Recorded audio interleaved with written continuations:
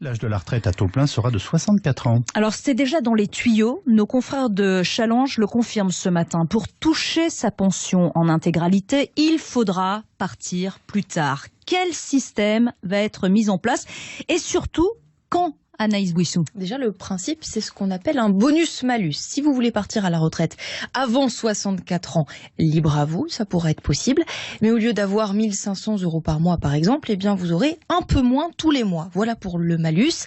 À l'inverse, si vous retardez votre retraite, si vous travaillez plus longtemps, au-delà de 64 ans, jackpot, vous toucherez une pension un peu plus élevé.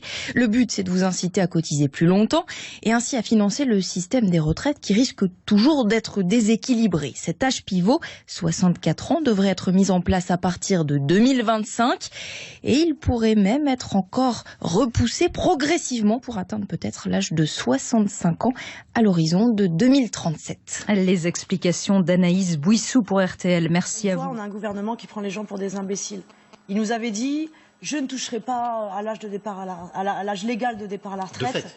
Il l'a répété. De fait, ça ne bouge pas. À 62 ans. Mais oui. Mais dans les faits, ça bouge. En fait, c'est facile de dire dans ce cas, oui, vous avez le droit de partir à la retraite à 62 ans, mais par contre, vous partirez avec une retraite qui ne vous permettra pas de vivre. Donc du coup, vous êtes obligé de travailler plusieurs années après.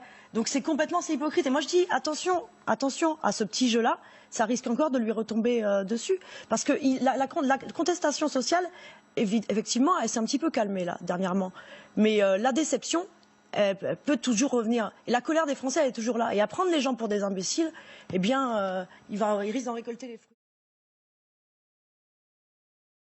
Je ne veux pas, moi, faire d'économies sur le dos ni des retraités, ni de celles et ceux qui sont à quelques années d'aller à la retraite. Donc je ne bougerai pas si vous voulez ces paramètres, qui est le niveau de la retraite actuelle ou l'âge. Je ne proposerai pas de modifier durant le quinquennat à venir l'âge de départ à la retraite. Cela est fait depuis 20 ans, ce sont des mesures de changement paramétriques qui ne changent pas la philosophie du système, ni n'améliorent la confiance qu'ont les jeunes ou les moins jeunes en celui-ci. Tous les sondages le montrent.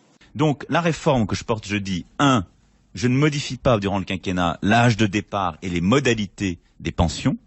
Dans les 5 ans à venir, moi je ne propose pas de décaler l'âge de départ à la retraite. Ça n'est pas juste et les sacrifiés, ce sont ceux qui ont aujourd'hui autour de 60 ans.